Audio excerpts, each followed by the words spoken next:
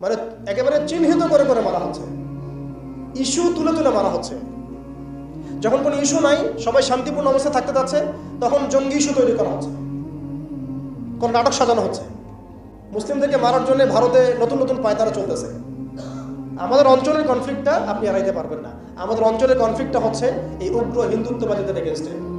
এটা আজ হোক আর কাল হোক আপনারা বুঝতে পারবেন। এর একটা বড় মিশন নিছে, অখণ্ড ভারত তারা করতে চায়।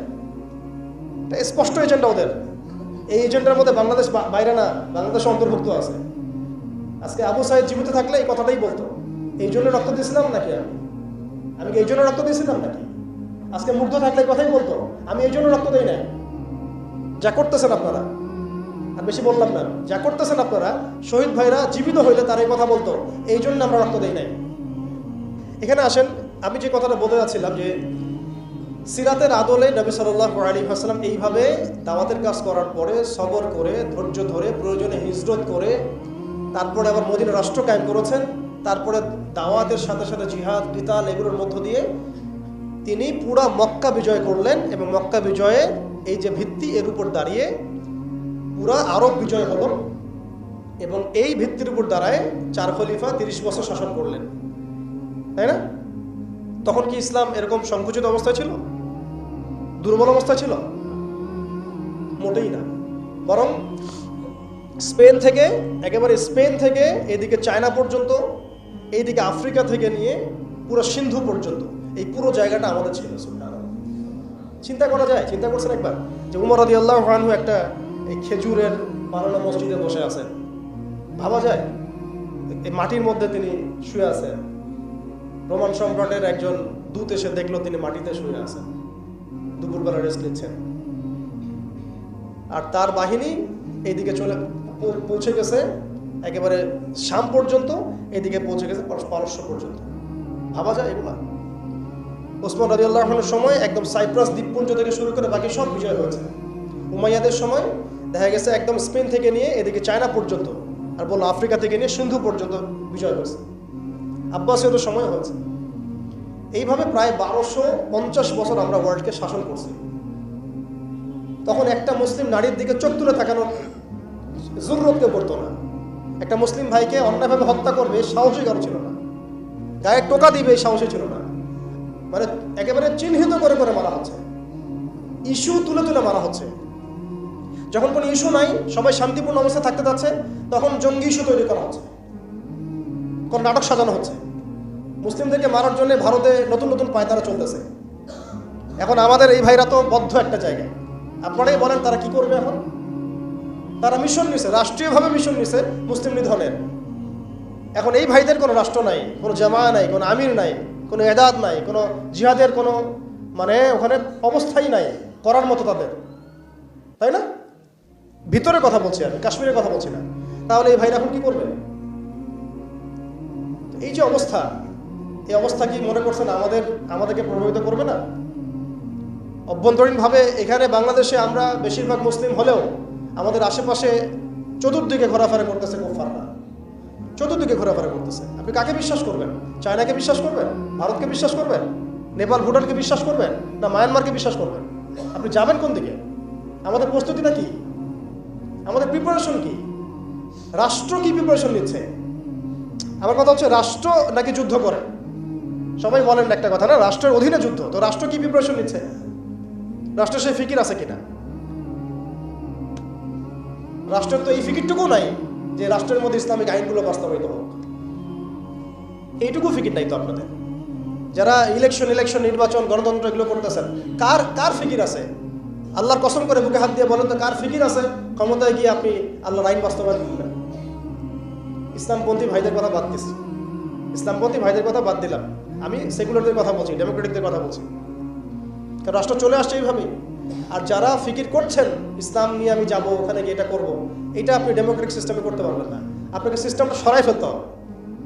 গণতন্ত্র বলে কোনো শব্দই রাখা যাবে না, তারপরে শরিয়া কায়েম করতে পারবেন। শরিয়া আর গণতন্ত্র একসাথে থাকতে পারে না। শরিয়া, গণতন্ত্র, ধর্মনিরপেক্ষতাবাদ, কমিউনিজম এগুলো একসাথে থাকতে পারে না। একটা বোতল, এর মধ্যে আছে আপনার বিষ, এখানে আপনি দুধ খেতে পারবেন না। একটা বোতল, এখানে আছে বিষ, আপনি এটাকে 1000 বার ধুইতে হবে, ধোয়ার পরে আপনি দুধ ঢালতে পারবেন, খাবার রিস্ক দিতে পারবেন, তাও খাবেন কিনা সন্দেহ আছে।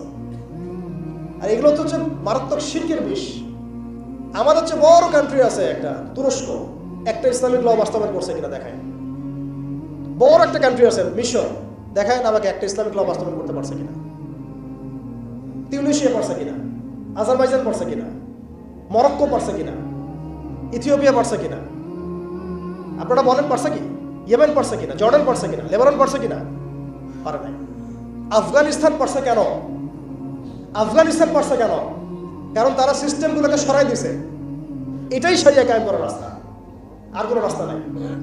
আপনি যতই তন্ত্রমন্ত্রের ধার ধারেন না কেন, আপনি কখনোই সফল হতে পারবেন না। লিখে নেন, কাজ করতে থাকেন, দেখেন।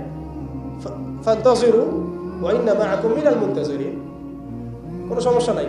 আফগান পারছে এই কারণেই, তারা সিরাতের রাস্তায় হাঁটছে। ওকে, আমাদের সাথে লড়বা, আমরা তোমাদের সাথে লড়বো, ঠিক আছে? হয় তোমরা থাকবে, না হলে আমরা থাকবো। হয় তাওহীদ থাকবে, না হলে শিরক থাকবে। হয় শরিয়া থাকবে, না হলে তোমাদের তন্ত্রমন্ত্র থাকবে। এই লড়াই যখন হয়েছে, হইতে হইতে হইতে এক পর্যায়ে 20 বছর সময় লাগলেও সেটা আজকে বাস্তবায়ন হয়েছে। যেটা আপনার আমার অঞ্চলে 100 বছরও হয় নাই, 50 বছরও হয় নাই। এরপরেও আল্লাহ পাক আমাদেরকে চোখের সামনে কিন্তু মিসাল দেখাই দিয়েছেন। তারপরেও আমাদের মধ্যে বোধোদয় হচ্ছে না, আমরা বুঝতে পারছি না যে কোন পথে হাঁটবো।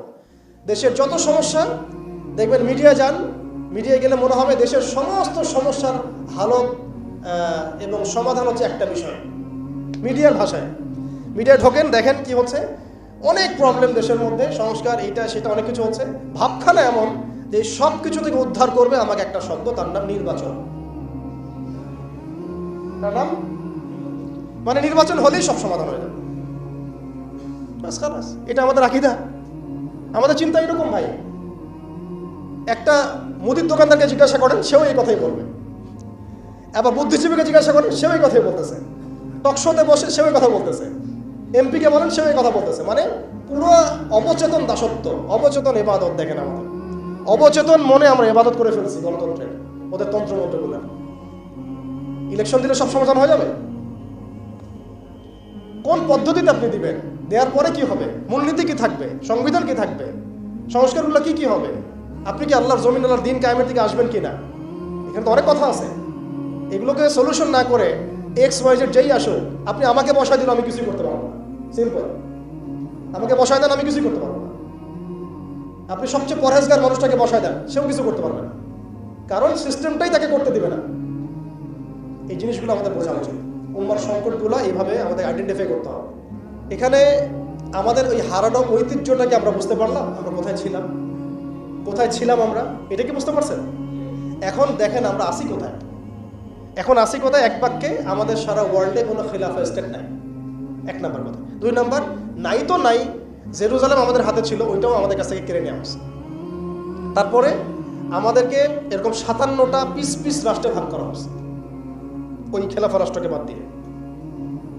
এবং প্রত্যেকটা রাষ্ট্রের মধ্যে মোনাফেক শাসক বসায় দেওয়া হয়েছে। একদম খোলামেলা বলে দিলাম, প্রত্যেকটা রাষ্ট্রের মধ্যে ম্যাক্সিমাম মোনাফেক শাসক বসায় দেওয়া হয়েছে, যারা নিজেরাই আমাদের হয়ে সার্ভ করবে এবং আল্লাহর জমিনে তাগুত কায়েম করবে, আল্লাহর জমিনে তাগুত কায়েম করবে। এবং করেছে তারা। তাগুত কি তারা তো বুঝে না। তাগুত মানে শয়তান। যেখানে আল্লাহর বিধান চলে না, ওখানে শয়তানের বিধান চলে, সিম্পল।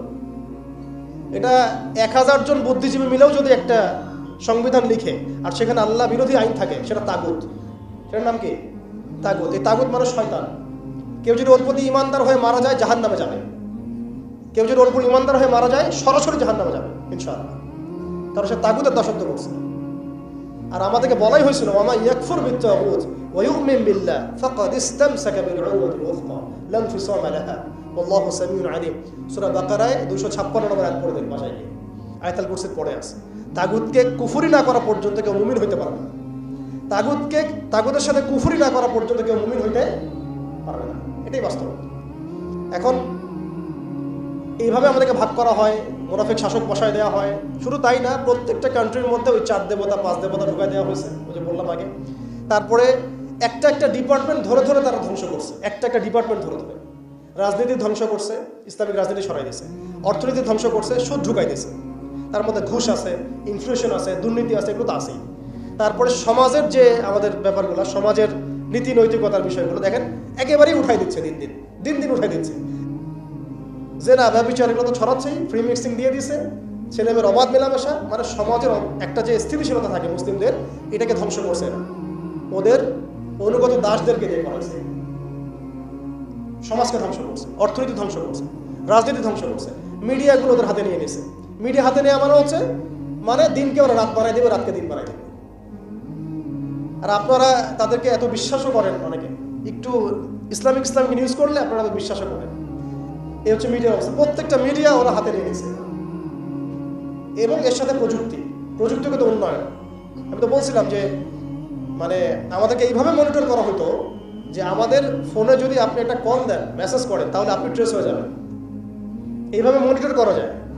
আপনি গোপনে আপনার স্ত্রীকে কি বলছেন সেটা তারা শুনতেছে আরিফেতে, আমি জানি না।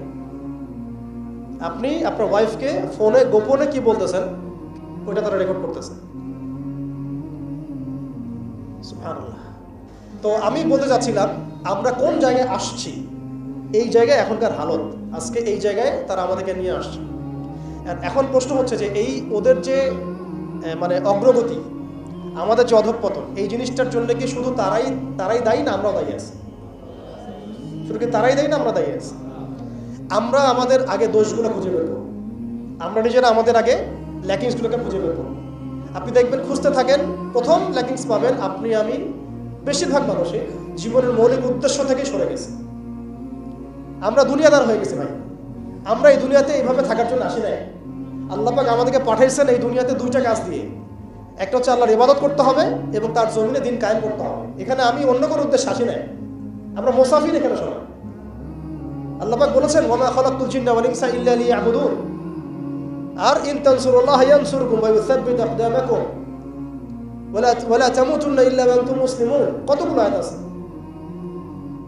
ইন্নাল্লাহা লা ইউগাইয়িরু মা বিকওমিন হাত্তা ইউগাইয়িরু মা বিআনফুসিহিম। আয়াতের পর আয়াত বলা যাবে আমাদেরকে এই দুনিয়াতে পাঠানো হয়েছে দুইটা কাজ। আমাদেরকে আল্লাহর ইবাদত করতে হবে এবং আল্লাহর জমিনে তার দিন কায়েম করতে হবে।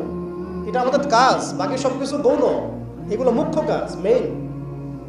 এবং আমাদেরকে দিন দেয়া হয়েছে কেন? হুয়াল্লাযী আরসালা রাসূলাহু বিল হুদা ওয়া দীনিল হক লিইয়ুযহিরাহু আলা দ্বীনি কুল্লি। এই দিনটা আল্লাহ পাক দিয়েছেন এই কারণেই যাতে এই দিন অন্য সমস্ত দিনের উপর জয়লাভ করে। তো জয়লাভ কখন করবে? যখন আমরা ফিকির করবো তখন। এটা কি আবরাহার যুগ যে আবাবিল পাখি এসে পাথর ছুড়বে? বলেন, এখন পাথর আপনাকে আমাকে ছুড়তে হবে? এটা তো আবরাহার যুগ না। নবী সাল্লাল্লাহু আলাইহি ওয়াসাল্লাম শুধু দোয়া দিয়েই কি সব হয়েছে? দোয়ার সাথে চেষ্টা করেন নাই তিনি? এমনকি বদর যুদ্ধের দিনও তিনি কূপ দখল করলেন, ভালো জায়গাটাতে শিবির গাড়লেন, সৈন্য বিন্যাস করলেন। সবকিছু যখন ঠিকঠাক মতো হয়ে গেল, তারপরে বৃষ্টি আসলো আল্লাহর পক্ষ থেকে, তিনি দোয়া করা শুরু করলেন। এই দোয়ায় আল্লাহ পাক ফেরেশতা নাজিল করলেন। তাহলে কি আমাদের কাছে একমুখী না সবকিছু করতে হবে? এখন আমাদেরকে এই ল্যাকিংসগুলোকে খুঁজে বের করতে হবে। আমাদের ল্যাকিংস কোথায়? এই ইমানের দুর্বলতা, জীবনের উদ্দেশ্যে দুর্বলতা। আমরা দুনিয়াদার হয়ে গেছি, ভোগবিলাসী হয়ে গেছি, আমরা আমাদের ঐতিহ্য ভুলে গেছি, আমাদের শেকড় ভুলে গেছি, আমলে ঘাটতি হয়ে গেছে, হারামখোর হয়ে গেছি, আমরা জেনাকার হয়ে গেছি, আমরা ফ্রি মিক্সিং করতেছি, পরকীয়া করতেছি, ঘুষ খাচ্ছি, দুর্নীতি করতেছি, সুদ খাচ্ছি, আমরা করতেছি এগুলা। আমাদের ল্যাকিংসগুলোকে আমাদেরকে দূর করতে হবে। ইলমের ঘাটতি হচ্ছে, আমলের ঘাটতি হচ্ছে, আলেমদের সাথে সহবত নাই, তাসকিয়া নাই, পড়াশোনা নাই। কি করতেছি ভাই আমরা? আসলে কি জন্য আসছি আর কি করতেছি? এইখান থেকে ভবিষ্যৎটা হচ্ছে এই যে ইনশাআল্লাহ এই দিন বিজয় লাভ করবেই। কথা হচ্ছে এগুলো যেহেতু হবেই, লাউহে মাহফুজে লেখা হয়ে গেছে কুদিয়াল আমর, তাহলে আমাদেরকে তো আমাদের কাজগুলো এখন বের করে ফেলা উচিত। আমাদের কাজ কি করতে চান? আদৌ সেই বিজয় কাফেলে আমরা শরীক হতে চাই কিনা? নাকি এইভাবেই আমরা দিন যাবে রাত যাবে, খাবো দাবো, ফুর্তি করবো আর মারা যাবো, এটাই কি আমাদের উদ্দেশ্য কিনা? আমাদেরকে আমাদের লক্ষ্য আগে ফিক্স করতে হবে। ইনশাআল্লাহ তাআলা এই তরুণ প্রজন্মের হাতে অচিরেই উম্মার সংকটগুলো কেটে যাবে এবং আমরা আবারও সেই হারানো সেই সোনালী যে সময় সেগুলো ফিরে পাবো ইনশাআল্লাহ। প্রথম যে বিষয়টি আমি আলোচনা করতে চাই, প্রথমে আমাদের অবস্থা বোঝা জরুরি। আমরা কোন হালতে আছি এটা বোঝা জরুরি এবং কোন হালতে আমরা ছিলাম এটা জানাও জরুরি। ভবিষ্যতে কি হতে পারে এটাও জানা জরুরি। এই 3টা সন্ধিক্ষণ যদি আমি জানতে পারি, বুঝতে পারি, তাহলে আমি ইনশাআল্লাহ তাআলা অটোমেটিক্যালি আইডেন্টিফাই করতে পারবো যে আমার করণীয় কি। প্রথম পয়েন্টটাতে আসেন যে আমরা আসলে ছিলাম কোথায়, এই মুসলিম উম্মাহ ছিল কোথায়। আমরা তো একটা জাতি, একটা উম্মাহ, একটা দেহের মতো। একটা অংশ আঘাতপ্রাপ্ত হলে অন্য অংশ ব্যথা অনুভব করবে। আমরা এমন জায়গায় ছিলাম। আমরা নবী মুহাম্মদ সাল্লাল্লাহু আলাইহি ওয়াসাল্লামের জীবনী থেকে দেখতে পাচ্ছি যে এমন একটা সময় আজকে থেকে প্রায় 1400 বছর আগে চলে গেছে, যে সমাজটা একদম আইয়ামে জাহিলিয়াতে পরিপূর্ণ ছিল। সেখানে তাওহীদ ছিল না, সুন্নাহ ছিল না, আখিরাত ছিল না, রিসালাত ছিল না। মানুষ লাত, উজ্জা, হুবল, মানাত এগুলোর উপাসনা করত, মূর্তি পূজা করত, মানুষ সুদ খেত, মানুষ জেনা ব্যভিচার করত, বেশি বেশি মদ পান করত, গোত্রীয় হানাহানিতে লিপ্ত ছিল, নারী জাতির অবমাননায় লিপ্ত ছিল, এমনকি তারা মাদকদ্রব্য নিয়ে দিনরাত সময় কাটত। মানে এমন একটা সমাজ ব্যবস্থা আমরা দেখেছি 1400 বছর আগে, যে সময়টাকে ইতিহাস 2টা শব্দে আইডেন্টিফাই করে, আইয়ামে জাহিলিয়া। এক কথায় আইয়ামে জাহিলিয়া, অন্ধকারের যুগ, অন্ধকারের যুগ, দ্য এজ অফ ডার্কনেস, অন্ধকারের যুগ। এই অন্ধকারের যুগ আল্লাহ রাব্বুল আলামিন মাত্র 23 বছরের ব্যবধানে একটা কিতাব নাজিল করে, একজন নবীকে প্রেরণ করে, একজন নবীর সুন্নাহ দিয়ে, এবং একটা জামা, সাহাবায়ে কেরামের জামা, মানে ঐক্যবদ্ধ একটা প্ল্যাটফর্ম, এটাকে দিয়ে আল্লাহ রাব্বুল আলামিন মাত্র উইদিন 23 ইয়ার্স, মানে মাত্র 23 বছরের ব্যবধানে আল্লাহ রাব্বুল আলামিন এই সমাজের চিত্রটাকেই পরিবর্তন করে দিয়েছে। এটা আমরা দেখেছি মাত্র 23 বছরের ব্যবধানে। তো সিরাতটা যদি আপনাদের পড়া থাকে, তাহলে আপনারা বুঝতে পারবেন যে কিভাবে এই পরিবর্তনটা হয়েছে। যাদের সিরাতটা পড়া নাই তাদের বুঝতে একটু অসুবিধা হতে পারে। এই কারণে আমি আপনাদেরকে পরামর্শ দিই, যেভাবে আপনারা কোরআন শেখেন, যেভাবে হাদিসকে গুরুত্ব দিয়ে পড়েন, ঠিক সেইভাবেই নবী মুহাম্মদ সাল্লাল্লাহু আলাইহি ওয়াসাল্লামের পবিত্র জীবনীটাকে শুরু থেকে শেষ পর্যন্ত পড়ে শেষ করতে হবে। তাহলে আপনি ধাপগুলো বুঝতে পারবেন কিভাবে তিনি সমাজ সংস্কার করেছেন। না হলে বুঝতে পারবেন না। কোরআনের একটা আয়াত থেকে আপনি নিজে নিজে একটা দলিল তো বের করতে পারবেন না, একটা হাদিস থেকে আপনি নিজে নিজে একটা দলিল তো বের করতে পারবেন না। সিরাতটা যদি মাথায় থাকে, পুরো সিরাত মোবারক, পবিত্র সিরাত, তাহলে আপনি বুঝতে পারবেন কোন সিচুয়েশনে নবী সাল্লাল্লাহু আলাইহি ওয়াসাল্লাম প্রেরিত হয়েছিলেন, কিভাবে শুরু করেছেন, কিভাবে সামনে গিয়েছেন, কোন প্রেক্ষাপটে কিভাবে তিনি রিয়্যাক্ট করেছেন, এবং কিভাবে আস্তে আস্তে এই দিনটা অল্প গুটি কয়েক মানুষ থেকে পুরো জাজিরাতুল আরবের মধ্যে ছড়িয়ে পড়েছে, প্রতিষ্ঠিত হয়েছে। এক কথায় দিন কায়েম হয়েছে কিভাবে, এটা বুঝতে হলে সিরাত লাগবে। এটা যদি আমরা 2 মিনিটের মধ্যে বলি, তাহলে প্রথমে নবী সাল্লাল্লাহু আলাইহি ওয়াসাল্লাম ওহী প্রাপ্ত হয়েছেন। সেই ওহীটা হচ্ছে কোরআন এবং হাদিস এবং সুন্নাহ, এবং সেই ওহী দিয়ে তিনি দাওয়াতের কাজ শুরু করেছেন। তিনি মানুষের দরজায় দরজায় যাওয়া শুরু করেছেন। মক্কায় 13 বছর নিরলস পরিশ্রম করে তিনি দাওয়াতের মেহনত অব্যাহত রেখেছেন, এবং দাওয়াতটা ছিল পরিপূর্ণ ইসলামের দাওয়াত, আংশিক দাওয়াত নয়। আমাদের দাওয়াত, তার দাওয়াতের মধ্যে কিছু পার্থক্য দেখা যায় অনেক সময়। তার দাওয়াত ছিল পরিপূর্ণ ইসলামের দাওয়াত, আমরা কিন্তু ইসলামের অংশ বিশেষ নিয়ে কথা বলি বেশি। এটা খেয়াল রাখতে হবে। তিনি দাওয়াতের কাজ করেছেন পরিপূর্ণ ইসলামের দাওয়াত, উদখুলু ফিস সিলমি কাফা, এর উপর আমল করার জন্য। এখন এই দাওয়াতের ফলে প্রথম 3 বছর গোপন গোপন দাওয়াত হয়েছে, কিন্তু এই 3 বছরেই এমন কিছু সাহাবী তৈরি হয়েছিলেন যারা পরবর্তীতে বদর, উহুদ, খন্দক, খায়বার কাঁপিয়ে দিয়েছিলেন। যেমন আবু বকর সিদ্দিক, ওমর ইবনে খাত্তাব, ওসমান বিন আফফান, আলী ইবনে আবি তালিব, যায়েদ ইবনে হারসা, তারপরে বেলাল ইবনে রাবাহ, হামজা রাদিয়াল্লাহু আনহু, আব্দুর রহমান বিন আউফ, সাদ বিন আবি ওয়াক্কাস, আবু উবাইদা ইবনে জাররাহ, এরকম বরেণ্য সাহাবী যারা, এই সাহাবীরা তৈরি হয়েছেন কখন? ওই প্রথম সময়ের দিকে, প্রথম 13 বছরে।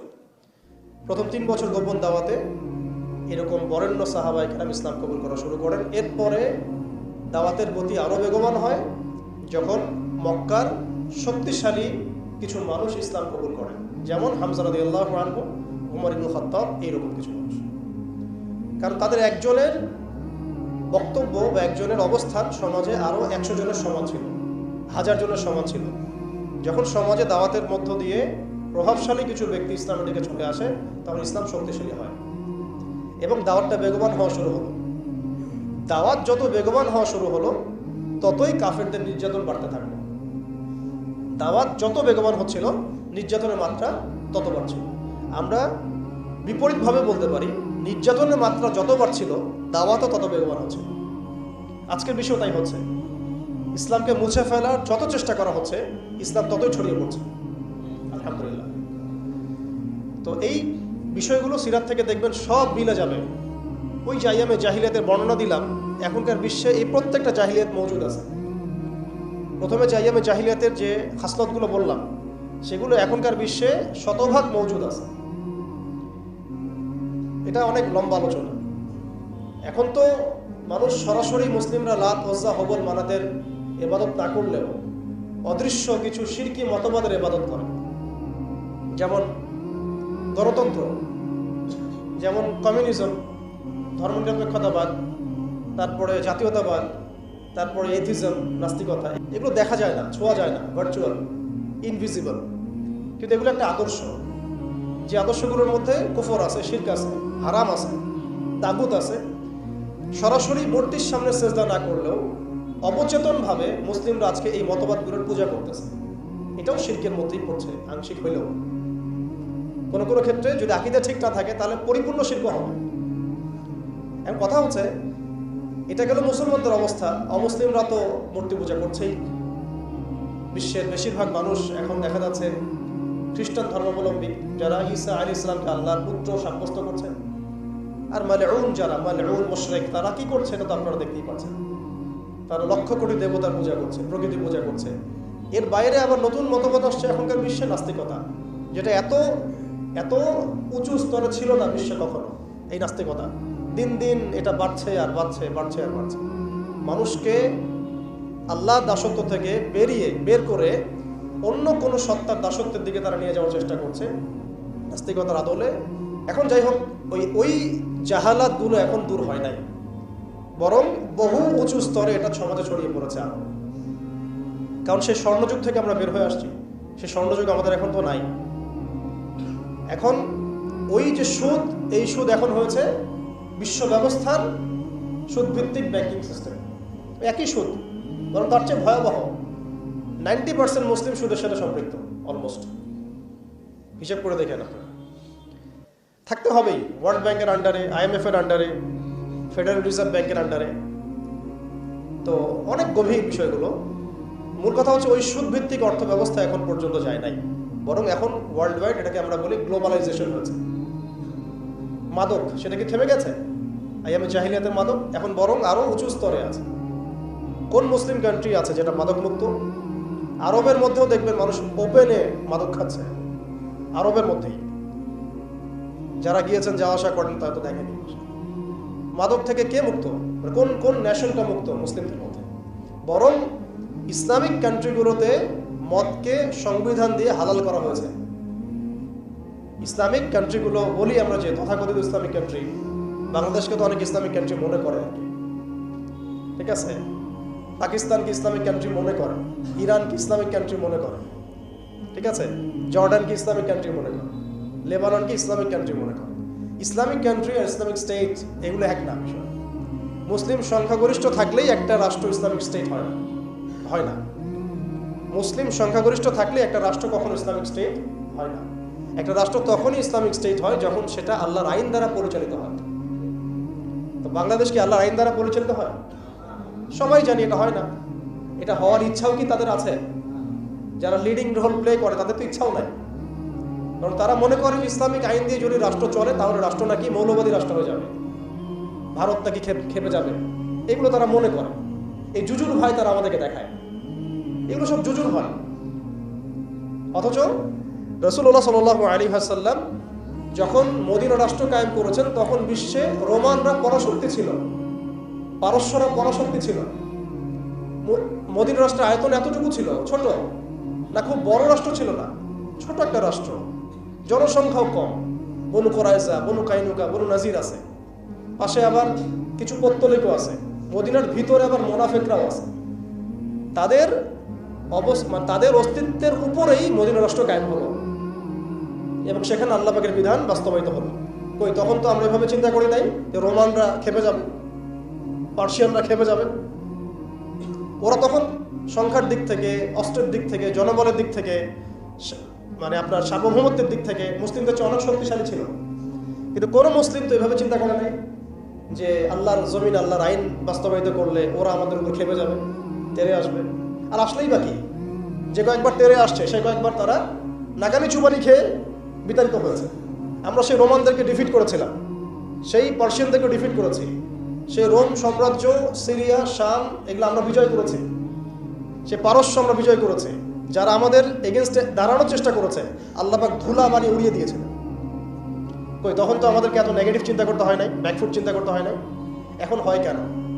বিকজ আমরা সেই ঈমান, সেই তাকওয়া, সেই আকীদা, সেই আমল, সেই মানহাজের মধ্যে নাই। As simple as that. আমরা এখন সেই অবস্থায় নাই, ঈমানের দিক থেকে, আমলের দিক থেকে, তাসকিয়ার দিক থেকে, জামার দিক থেকে। সবচেয়ে বড় কথা হচ্ছে দিন পালনের দিক থেকে, আর দিন বোঝা এবং পালন করার দিক থেকে আমরা ওই জায়গায় নাই। আমরা দেখুন দিন পালন করছি আংশিক, যতটুকু আমার পক্ষে পসিবল হচ্ছে আংশিক, বুফের মতো আমরা মনে করছি, যেটা ইচ্ছা নিব, যেটা ইচ্ছা নিব। দিন তো বুফে না। উদখুলু ফিস সিলমি কাফা মানে হচ্ছে দিনে আমাকে পরিপূর্ণরূপে প্রবেশ করতে হবে। যখন যেটা আমার সামনে আসবে আমাকে সেটা করতে হবে। ফরজ হয়েছে নামাজ পড়তে হবে, যাকাত ফরজ হলে যাকাত দিতে হবে, হজ ফরজ হলে হজ করতে হবে। আমার এখানে অপশনাল কোনো থিঙ্কিং এর তো সুযোগ নাই। পর্দা ফরজ হলে পর্দা করতে হবে, ইভেন জিহাদ ফরজ হলে জিহাদও করতে হবে। যেটা ফরজ হবে সেটা করতে হবে, যেটা ওয়াজিব সেটা করতে হবে, যেটা সুন্নাহ সেটা আমল করতে হবে। এখানে তো আমার অপশন নাই যে আল্লাহ আমি পর্দাটুকু বাদ দিয়ে দাও আমার জন্য, নাউজুবিল্লাহ, আমার জন্য মদটাকে হালাল করে দাও, নাউজুবিল্লাহ, আমার জন্য জেনাকে হালাল করে দাও, নাউজুবিল্লাহ। এটা কি সম্ভব? কিন্তু আমরা এই সিস্টেমগুলোর মধ্য দিয়ে আল্লাহর হালালকে হারাম করছি, হারামকে হালাল করছি। তো আমি বলছিলাম ওই জাহালাতের এই না সুদভিত্তিক সিস্টেম দূর হয়েছে, আর না সেই মাদক দূর হয়েছে, আর না সেই শিরক দূর হয়েছে, আর না গোত্রীয় হানাহানি দূর হয়েছে। গোত্রীয় হানাহানি কি দূর হয়েছে? না। এখন হানাহানি গণতান্ত্রিক ভাষায় করলে জায়েজ, তাই না? গণতান্ত্রিক লেভেল দিয়ে হানাহানি, মারামারি, কাটাকাটি, মিছিল, মিটিং, শোডাউন, রাস্তায় কোপাকুপি সব জায়েজ। কিন্তু ইসলামের পরিভাষায় যদি আমরা জিহাদ ফি সাবিলিল্লাহ বলি তাহলে আটকে উঠে বাপরে বাপ কি অবস্থা, তাহলে মৌলবাদী, জঙ্গি, সন্ত্রাসী। ছাত্ররা যা করেছিল জুলাইয়ে, এই কাজটার 10%ও যদি দাড়িটুপি বলনা করতো তাহলে মনে হয় বাংলাদেশেও সব মসজিদ সিলগালা করে দিত, সব মাদ্রাসা সিলগালা করে দিত, তাই না? মানে গণতান্ত্রিক পরিভাষায় এই ফিতনাগুলো জায়েজ, তাই না? ফিতনা মানে পরীক্ষা, ফিতনা মানে শব্দ কি? পরীক্ষা। এই পরীক্ষাই তো না। কিন্তু ইসলামিক পরিভাষা যদি আমরা ইবাদত বলি, ইসলামিক পরিভাষা একটা ইবাদত, সেটা নাজায়েজ হয়ে যাচ্ছে। আর গণতান্ত্রিক পরিভাষায় তথাকথিত এই গণতান্ত্রিক রাষ্ট্রে এবং গণতান্ত্রিক এই বিশ্বে এগুলোকে তারা জায়েজ করে নিয়েছে। এগুলো তারা গণতন্ত্র প্রতিষ্ঠান নামে এগুলো করলে সেগুলো জায়েজ। এবং এখানে দেখবেন 100%ই মুসলিমদের রক্ত ঝরছে, কোনো অমুসলিমের রক্ত কিন্তু ঝরছে না।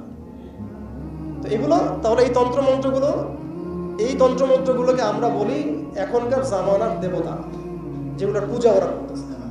ওই জামানায় যেমন লাত, উজ্জা, হবল, মানাতের ইবাদত হতো, এখন ঠিক এই তন্ত্রমন্ত্রগুলোর ইবাদত, দাসত্ব, পূজা হচ্ছে এবং সেগুলো আমাদেরকে গেলানো হচ্ছে। আমরা যেন এগুলো হজম করি, গিলি, অথচ এগুলো আমাদেরকে ধ্বংস করার জন্যই তারা সৃষ্টি করেছিল। আমাদের চোখ এখনো সবার খোলে নাই। এই সিস্টেমগুলো আমাদেরকে কখনোই সেই হারানো ঐতিহ্য ফিরাই দেবে না। এই সিস্টেমগুলোর মধ্য দিয়েও কখনো ইসলাম কায়েম করা সম্ভব নয়। আপনারা আরো 100 বছর ট্রাই করেন, 100 বছর পরে হলেও বুঝবেন। যদি হতো 100 বছর আগেই হইতো। আরো 100 বছর ট্রাই করেন, তারপরেও যদি আক্কেল হয়। এই সিস্টেমগুলো তৈরি করা হয়েছে আমাদেরকে ওদের দাস বানানোর জন্য। এখানে আসেন, আমি যে কথাটা বলতে যাচ্ছিলাম যে সিরাতের আদলে নবী সাল্লাল্লাহু আলাইহি ওয়াসাল্লাম এইভাবে দাওয়াতের কাজ করার পরে সবর করে, ধৈর্য ধরে, প্রয়োজনে হিজরত করে, তারপরে আবার মদিনা রাষ্ট্র কায়েম করেছেন। তারপরে দাওয়াতের সাথে সাথে জিহাদ, কিতাল এগুলোর মধ্য দিয়ে তিনি পুরা মক্কা বিজয় করলেন এবং মক্কা বিজয়ে এই যে ভিত্তি, এর উপর দাঁড়িয়ে পুরা আরব বিজয় হলো এবং এই ভিত্তির উপর দাঁড়ায় 4 খলিফা 30 বছর শাসন করলেন, তাই না? তখন কি ইসলাম এরকম সংকুচিত অবস্থায় ছিল, দুর্বল অবস্থায় ছিল? মোটেই না। বরং স্পেন থেকে এদিকে চায়না পর্যন্ত, এইদিকে আফ্রিকা থেকে নিয়ে পুরো সিন্ধু পর্যন্ত এই পুরো জায়গাটা আমাদের ছিল। চিন্তা করা যায়? চিন্তা করছেন একবার যে উমর রাদিয়াল্লাহু আনহু একটা এই খেজুরের বানানো মসজিদে বসে আছেন? ভাবা যায়? এই মাটির মধ্যে তিনি শুয়ে আছেন। রোমান সম্রাটের একজন দূত এসে দেখলো তিনি মাটিতে শুয়ে আছেন, দুপুরবেলা রেস্ট নিচ্ছেন। আর তার বাহিনী এইদিকে পৌঁছে গেছে একেবারে শাম পর্যন্ত, এদিকে পৌঁছে গেছে পারস্য পর্যন্ত। ভাবা যায় এগুলা? ওসমান রাদিয়াল্লাহু আনহুর সময় একদম সাইপ্রাস দ্বীপপুঞ্জ থেকে শুরু করে বাকি সব বিজয় হয়েছে। উমাইয়াদের সময় দেখা গেছে একদম স্পেন থেকে নিয়ে এদিকে চায়না পর্যন্ত, আর বললো আফ্রিকা থেকে নিয়ে সিন্ধু পর্যন্ত বিজয় হয়েছে। আব্বাসীয়দের সময় হয়েছে। এইভাবে প্রায় 1250 বছর আমরা ওয়ার্ল্ডকে শাসন করছি। তখন একটা মুসলিম নারীর দিকে চোখ তুলে তাকানোর জরুরত কেউ পড়তো না। একটা মুসলিম ভাইকে অন্যায়ভাবে হত্যা করবে সাহসী কারো ছিল না, গায়ে টোকা দিবে সাহসী ছিল না। মানে একেবারে চিহ্নিত করে করে মারা হচ্ছে, ইস্যু তুলে তুলে মারা হচ্ছে।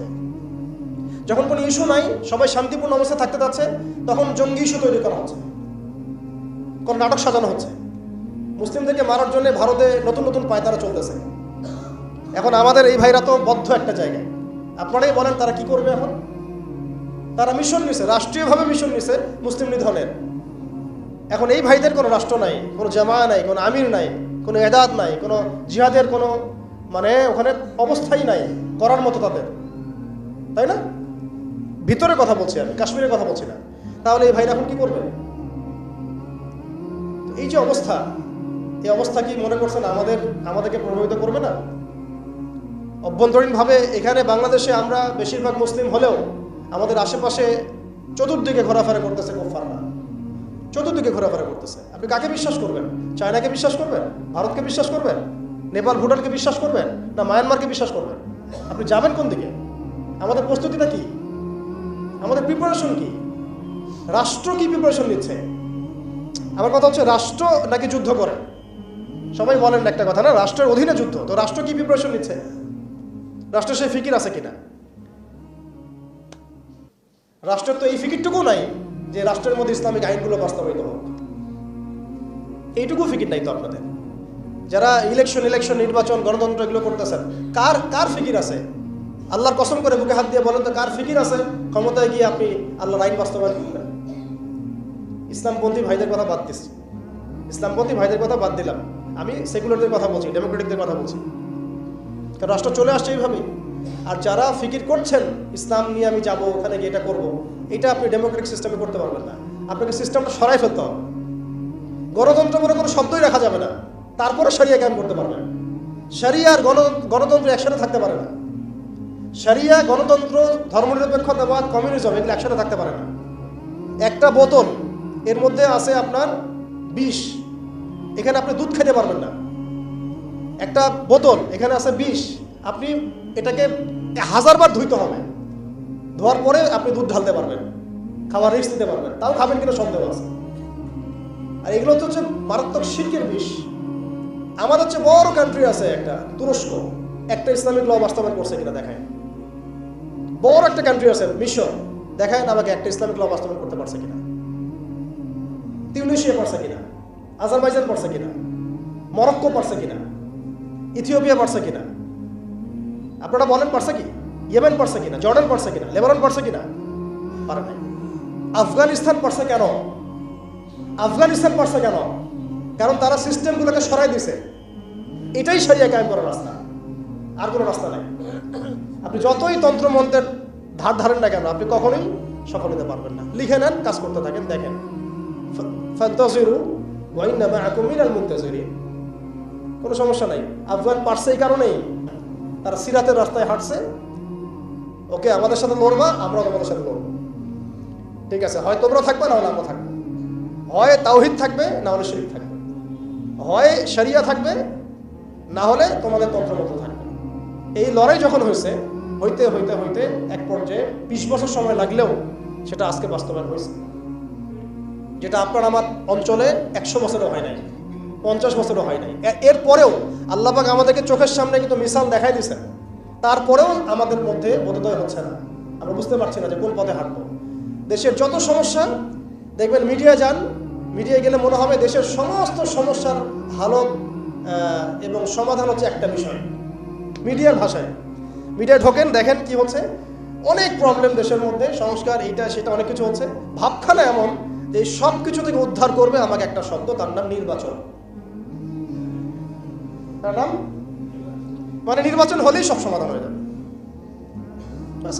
এটা আমাদের আকীদা, আমাদের চিন্তা এরকম ভাই। একটা মুদির দোকানদারকে জিজ্ঞাসা করেন, সেও এই কথাই বলবে। আবার বুদ্ধিজীবীকে জিজ্ঞাসা করেন, সেও এই কথাই বলতেছে। টকশোতে বসে সেও এই কথা বলতেছে। এমপিকে বলেন, সেও এই কথা বলতেছে। মানে পুরো অবচেতন দাসত্ব, অবচেতন ইবাদত। দেখেন আমাদের অবচেতন মনে আমরা ইবাদত করে ফেলছি গণতন্ত্রে, ওদের তন্ত্রমন্ত্রগুলো। ইলেকশন দিলে সব সমাধান হয়ে যাবে? কোন পদ্ধতিতে আপনি দিবেন? দেওয়ার পরে কি হবে? মূলনীতি কি থাকবে? সংবিধান কি থাকবে? সংস্কারগুলো কি কি হবে? আপনি কি আল্লাহর জমিন, আল্লাহর দিন কায়েমের দিকে আসবেন কি না? এখানে তো অনেক কথা আছে। এগুলোকে সলিউশন না করে XYZ যেই আসো, আপনি আমাকে বসায় দিন, আমি কিছুই করতে পারবো না। সিম্পল, আমাকে বসায় দেন, আমি কিছুই করতে পারবো না। আপনি সবচেয়ে পরহেজগার মানুষটাকে বসায় দেন, সেও কিছু করতে পারবে না, কারণ সিস্টেমটাই তাকে করতে দিবে না। এই জিনিসগুলো আমাদের বোঝা উচিত। উম্মার সংকটগুলো এইভাবে আমাদের আইডেন্টিফাই করতে হবে। এখানে আমাদের ওই হারানো ঐতিহ্যটাকে আমরা বুঝতে পারলাম, আমরা কোথায় ছিলাম, কোথায় ছিলাম আমরা, এটা কি বুঝতে পারছেন? এখন দেখেন আমরা আসি কোথায়। এখন আসি কোথায়? এক বাক্যে, আমাদের সারা ওয়ার্ল্ডে কোনো খিলাফা স্টেট নাই, এক নাম্বার কথা। 2 নাম্বার, নাই তো নাই, জেরুজালেম আমাদের হাতে ছিল, ওইটাও আমাদের কাছ থেকে কেড়ে নেওয়া হয়েছে। তারপরে আমাদেরকে এরকম 57টা পিস পিস রাষ্ট্রে ভাগ করা হয়েছে, ওই খেলাফা রাষ্ট্রকে বাদ দিয়ে। এবং প্রত্যেকটা রাষ্ট্রের মধ্যে মোনাফেক শাসন বসায় দেওয়া হয়েছে। একদম খোলামেলা বলে দিলাম, প্রত্যেকটা রাষ্ট্রের মধ্যে ম্যাক্সিমাম মোনাফেক শাসন বসায় দেওয়া হয়েছে, যারা নিজেরাই সীমাদের হয়ে সার্ভ করবে এবং আল্লাহর জমিনে তাগুত কায়েম করবে, আল্লাহর জমিনে তাগুত কায়েম করবে। এবং করেছে তারা এটা। তাগুত কি তারা তো বুঝে না। তাগুত মানে শয়তান। যেখানে আল্লাহর বিধান চলে না, ওখানে শয়তানের বিধান চলে, সিম্পল। এটা 1000 জন বুদ্ধিজীবী মিলেও যদি একটা সংবিধান লিখে আর সেখানে আল্লাহ বিরোধী আইন থাকে, সেটা তাগুত। সেটার নাম কি? তাগুত। এই তাগুত মানে শয়তান। কেউ যদি ওর প্রতি ইমানদার হয়ে মারা যায়, জাহান্নামে যাবে। কেউ যদি ওর প্রতি ইমানদার হয়ে মারা যায়, সরাসরি জাহান্নামে যাবে ইনশাআল্লাহ। তার সে তাগুতের দাসত্ব করছে। আর আমাদেরকে বলাই হয়েছিল, ওয়ামা ইয়াকফুর বিত্তাগুত ওয়া ইউমিন বিল্লাহ ফাকাদ ইসতামসাকা বিল উরওয়াতিল ওয়াসকা লা ইনফিসামা লাহা ওয়াল্লাহু সামিউন আলিম। সূরা বাকারায় 256 নম্বর আয়াত পড়ে দেখুন, ভাষায় কি আয়াতুল কুরসির পড়ে আছে। তাগুতকে কুফরি না করা পর্যন্ত কেউ মুমিন হইতে পারবে না। তাগুতের সাথে কুফরি না করা পর্যন্ত কেউ মুমিন হইতে পারবে না, এটাই বাস্তব। এখন এইভাবে আমাদেরকে ভাগ করা হয়, মুনাফিক শাসক বসায় দেওয়া হয়। শুধু তাই না, প্রত্যেকটা কান্ট্রির মধ্যে ওই 4 দেবতা 5 দেবতা ঢুকায় দেওয়া হয়েছে, ওই যে বললাম আগে। তারপরে একটা একটা ডিপার্টমেন্ট ধরে ধরে তারা ধ্বংস করছে, একটা একটা ডিপার্টমেন্ট ধরে ধরে। রাজনীতি ধ্বংস করছে, ইসলামিক রাজনীতি সরাই দিয়েছে। অর্থনীতি ধ্বংস করছে, সুদ ঢুকাই দিয়েছে। তার মধ্যে ঘুষ আছে, ইনফ্লেশন আছে, দুর্নীতি আছে, এগুলো তো আছেই। তারপরে সমাজের যে আমাদের ব্যাপারগুলো, সমাজের নীতি নৈতিকতার বিষয়গুলো দেখেন একেবারেই উঠাই দিচ্ছে, দিন দিন উঠাই দিচ্ছে। যে না, ব্যবচার এগুলো তো ছড়াচ্ছেই, ফ্রি মিক্সিং দিয়ে দিচ্ছে, ছেলেমেয়ের অবাধ মেলামেশা। মানে সমাজের একটা যে স্থিতিশীলতা থাকে মুসলিমদের, এটাকে ধ্বংস করছে না, ওদের অনুগত দাসদেরকে দিয়ে করাচ্ছে। সমাজকে ধ্বংস করছে, অর্থনীতি ধ্বংস করছে, রাজনীতি ধ্বংস করছে, মিডিয়াগুলো ওদের হাতে নিয়ে নিয়েছে। মিডিয়া হাতে নেওয়া মানে হচ্ছে মানে দিনকে ওরা রাত বানাই দেবে, রাতকে দিন বানাই দেবে। আর আপনারা তাদেরকে এত বিশ্বাসও করেন, অনেকে একটু ইসলামিক নিউজ করলে আপনারা বিশ্বাসও করেন। এই হচ্ছে মিডিয়ার অবস্থা। প্রত্যেকটা মিডিয়া ওরা হাতে নিয়ে নিয়েছে। এবং এর সাথে প্রযুক্তিগত উন্নয়ন। আমি তো বলছিলাম যে মানে আমাদেরকে এইভাবে মনিটর করা হতো যে আমাদের ফোনে যদি আপনি একটা কল দেন, মেসেজ করেন, তাহলে আপনি ট্রেস হয়ে যাবেন। এইভাবে মনিটর করা যায়। আপনি গোপনে আপনার স্ত্রীকে কি বলছেন সেটা তারা শুনতেছে আরিফেতে। আমি জানি না। আপনি আপনার ওয়াইফকে ফোনে গোপনে কি বলতেছেন, ওইটা তারা রেকর্ড করতেছে। সুবহানাল্লাহ। তো আমি বলতে চাচ্ছিলাম আমরা কোন জায়গায় আসছি, এই জায়গায় এখনকার হালত, আজকে এই জায়গায় তারা আমাদেরকে নিয়ে আসছে।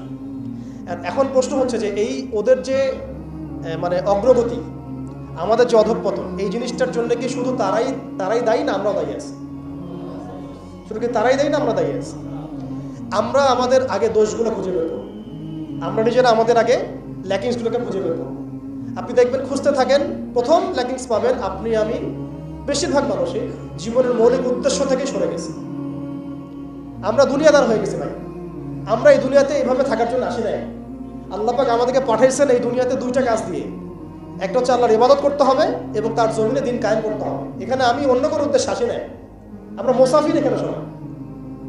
আল্লাহ পাক বলেছেন, ওয়া মা খালাকতুল জিন্না ওয়াল ইনসা ইল্লা লিয়াবুদুন, আর ইন তানসুরুল্লাহ ইয়ানসুরকুম ওয়া ইউসাব্বিত আকদামাকুম ওয়া লা তামুতুন্না ইল্লা ওয়া আনতুম মুসলিমুন। কতগুলো আয়াত আছে। ইন্নাল্লাহা লা ইউগাইয়িরু মা বিকওমিন হাত্তা ইউগাইয়িরু মা বিআনফুসিহিম। আয়াতের পর আয়াত বলা যাবে আমাদেরকে এই দুনিয়াতে পাঠানো হয়েছে দুইটা কাজ। আমাদেরকে আল্লাহর ইবাদত করতে হবে এবং আল্লাহর জমিনে তার দিন কায়েম করতে হবে।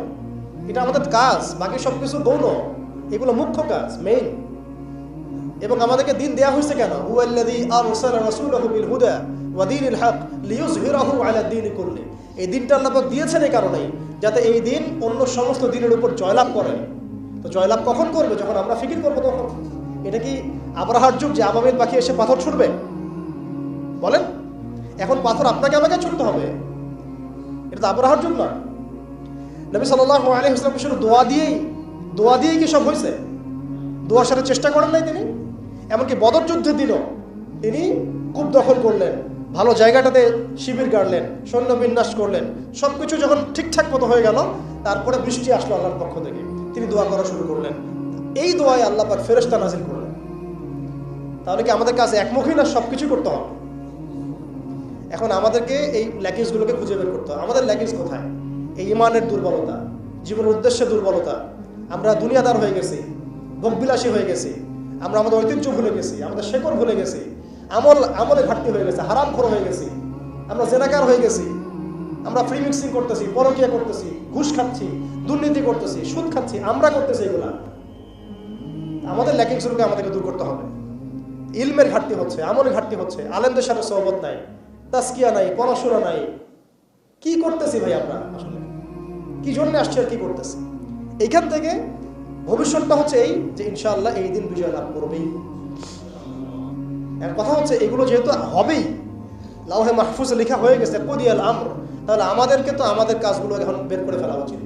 আমাদের কাজ কি করতে চান? আদৌ সেই বিজয় কাফেলে আমরা শরীক হতে চাই কিনা? নাকি এইভাবেই আমরা দিন যাবে রাত যাবে, খাবো দাবো, ফুর্তি করবো আর মারা যাবো, এটাই কি আমাদের উদ্দেশ্য কিনা? আমাদেরকে আমাদের লক্ষ্য আগে ফিক্স করতে হবে। লক্ষ্য ফিক্স করতে হলে কয়েকটা কাজ মোটা থেকে বের হয়, আমি 1 মিনিটে বলে শেষ করে দিচ্ছি। সেটা হচ্ছে ভাই, আমাদের সবাইকে আগে তওবা করে আল্লাহর দিকে ফিরে আসতে হবে, প্রথম কাজ এটা। কারণ নাপাক কলব দিয়ে, নাপাক হৃদয়ের মধ্যে আপনি কখনো দিনের ফিকিরগুলোকে ঢুকে দিতে পারবেন। কলবকে পবিত্র করতে হলে আমাকে আগে তওবা করে আল্লাহর দিকে ফিরতে হবে, আল্লাহর দিকে ফিরে আসেন, নিজের জীবনটাকে মূল্যায়ন করেন। আসেন আমরা সবাই মিলে একটা কাজ করি, অন্তত পক্ষে একটা সময় আমরা সবাই মিলে একটা চেষ্টা করি, ফলাফল আল্লাহর হাতে, আল্লাহর জমিনে আল্লাহর দিন কায়েম করা যায় কিনা চেষ্টা করে দেখি। এবং সেটা আমাদেরকে তো আল্লাহ পাক পুরো বিশ্বের জিম্মাদার করেন নাই, আমরা এই অঞ্চলে থাকি, এই অঞ্চলে অন্তত আমাদের চেষ্টা করা উচিত।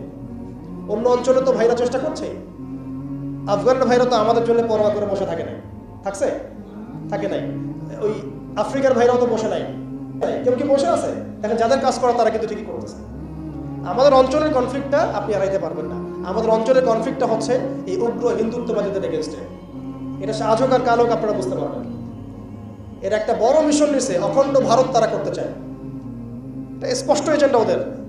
এই এজেন্ডার মধ্যে বাংলাদেশ বাইরে না, বাংলাদেশ অন্তর্ভুক্ত আছে। আমাদেরকে প্রিপারেশন নিতে হবে, সব দিক থেকে প্রিপারেশন নিতে হবে। সবচেয়ে বড় প্রিপারেশন আল্লাহর দিকে ফিরে আসা, পরিপূর্ণ ইসলামে প্রবেশ করতে হবে। উদখুলু ফিস সিলমি কাফা, একদম। আর ওই যে একটা প্রথমে বললাম, ইত্তাকুল্লাহ ওয়া লা তামুতুন্না ইল্লা ওয়া আনতুম মুসলিমুন, পরিপূর্ণ মুসলিম হয়ে যেতে হবে। আল্লাহর ভয় নিয়ে আসা, আল্লাহর কাছে আত্মসমর্পণ করা, পরিপূর্ণ মুসলিম হয়ে যাওয়া, আল্লাহর সব আদেশগুলো মানা, নিষেধগুলো ছেড়ে দেওয়া, নবীর সব আদেশ মেনে চলা, নবী যে নিষেধ করেছেন সেগুলো ছেড়ে দেওয়া সাল্লাল্লাহু আলাইহি ওয়াসাল্লাম। একই সাথে হালাল খাইতে থাকা, হারামে না যাওয়া, পরিবার ঠিকঠাক করে ফেলা, যদি ঠিক না হয় অন্তত একা হলে একাই চলতে হবে। এটা আপনার জীবন, হিসাব আপনার, কবর হাসর আমার, যার যার তার। এটাতে কারো জন্য কারো পরোয়া করার কোনো সুযোগ নেই, কারো জন্য কারো বসে থাকার কোনো সুযোগ নেই। আমাকে আমার বাসা চলতে হবে। অতএব এটা ঠিক করে ফেলা, পাশাপাশি আমাদের সন্তানদেরকে মানুষ করার চেষ্টা করা, এবং খাস করে আমাদের তরুণ ভাইদেরকে এই ইমানের পথে নিয়ে আসা। তাদেরকে দিয়ে হবে ইনশাআল্লাহ, আমরা প্রমাণ দেখেছি তাদেরকে দিয়ে হবে, এটা আমরা বিশ্বাস করি। শুধু তাদেরকে ঠিকভাবে নার্সিং করতে হবে, ভুল পথে যেন রক্ত না যায়, ভুল পথে যেন রক্ত না যায়। আজকে আবু সাইদ জীবিত থাকলে এই কথাটাই বলতো, এই জন্য রক্ত দিয়েছিলাম নাকি, আমি এই জন্য রক্ত দিয়েছিলাম নাকি। আজকে মুগ্ধ থাকলে এই কথাই বলতো, আমি এই জন্য রক্ত দেই নাই। যা করতেছেন আপনারা, আর বেশি বললাম না, যা করতেছেন আপনারা, শহীদ ভাইরা জীবিত হইলে তার এই কথা বলতো, এই জন্য আমরা রক্ত দেই নাই। এখন আমাদের এই প্রজন্মের ভাইদেরকে বোঝাতে হবে, দাওয়াতের কাজ বাড়াতে হবে, ওলামা ইকরামের সহবত লাগবে, ইলম লাগবে, তারপরে তাসকিয়া লাগবে, আধ্যাত্মিকত্বের দরকার আছে, ব্যাপক পড়াশোনা করতে হবে, আমল বাড়াই দিতে হবে, এবং সময় নষ্ট করা যাবে না। এর পাশাপাশি আমাদের প্রয়োজন হবে একটা জামাআবদ্ধ হওয়া। প্রত্যেকটা জায়গায় তাওহীদপন্থী ভাইদেরকে জামাআবদ্ধ হয়ে যেতে হবে। বড় পরিসরে জামা হোক না হোক, ছোট ছোট জামাগুলো হয়ে যাক, ছোট ছোট জামাগুলো প্রত্যেকটা জায়গায় হয়ে যাক। এলাকা ভিত্তিক কাজ করেন, মসজিদ ভিত্তিক কাজ করেন, আপনি অ্যাসোসিয়েশন করে কাজ করতে থাকেন, ইনশাআল্লাহ একদিন না একদিন আল্লাহ চান তো বড় জামাও ক্রিয়েট হয়ে যাবে ইনশাআল্লাহ। আমাদের লাগবে আমির, লাগবে মামুর, লাগবে সামু ওয়া দুআ, আমাদের লাগবে একটা চেইন অফ কমান্ড, এবং এদাত লাগবে, প্রস্তুতি লাগবে, শারীরিক প্রস্তুতি, মানসিক প্রস্তুতি, আত্মিক প্রস্তুতি। যখন সময় আসবে ইনশাআল্লাহ আমরা ছাপাই করবো ইনশাআল্লাহ। এখন এখানে দাওয়াতের ক্ষেত্র চলতেছে, বাংলাদেশে এখন দাওয়াতের মেহনত বাড়াতে হবে, তাতে আমাদের সবাইকে দাওয়াতের কাজে আত্মনিয়োগ করতে হবে, এই যোগ্যতা তৈরি করতে হবে, এবং এলাকা ভিত্তিক জামা গঠন করে ফেলতে হবে। এবং সবচেয়ে বড় কথা, ইসলাম তো পালন করবোই, এর পাশাপাশি অনইসলামিক যে কুফরি আকীদা, শিরক, বেদাত, এগুলো সম্পর্কে আমাদের জানতে হবে। সমস্ত হালাল হারাম আইডেন্টিফাই করতে হবে, এগুলো থেকে দূরে থাকতে হবে। এমন যেন না হয় যে আমি সঠিক পথেও চলতেছি, আবার গলদ আকীদার মধ্যেও আছি, আমি ভালো কিছু নিয়াতে হাঁটছি, আবার দেখে কবিরা গুনাহ করতেছি। এমন যেন না হয়, নিজেকে একেবারে আকীদা আমল সব দিক থেকে পরিশুদ্ধ করে নেওয়া। আল্লাহ পাক আমাদের সবাইকে, খাস করে আমাদের তরুণ ভাইদেরকে, এবং যারা যারা আমরা এই বয়ান শুনলাম বা শুনছি বা শুনবো ইনশাআল্লাহ, সবাইকে আল্লাহ রাব্বুল আলামিন এই জমিনে দিন কায়েমের জন্য কবুল করে নেন। আল্লাহ পাক আমাদেরকে পরিপূর্ণ সত্য ঈমান দান করেন, একদম সাহাবীওয়ালা জিন্দেগি দান করেন, একদম হালালের মধ্যে থাকার তৌফিক দান করেন, সব ধরনের হারাম এবং কবিরা গুনাহ ছাড়ার তৌফিক দান করেন, সমস্ত রকম শিরক, বেদাত এবং বিজাতীয় মতবাদ ছেড়ে দেওয়ার তৌফিক দান করেন। খাস করে আল্লাহ পাক আমাদের মধ্যে একটা ভ্রাতৃত্বের বন্ধন দান করেন। যারা যে ভাইরা দেশের মধ্যে কাজ করছেন, সবার সাথে হৃদ্যতাপূর্ণ সম্পর্ক রাখার তৌফিক দান করেন, এবং আমাদেরকে একটা ঐক্যবদ্ধ প্ল্যাটফর্ম দান করেন। বহির্বিশ্বে যা হচ্ছে, আশেপাশে যা হচ্ছে, রাষ্ট্র, অর্থনীতি, জিওপলিটিক্স, সব কিছু সম্পর্কে একদম চোখ কান খোলা রাখার তৌফিক দান করেন।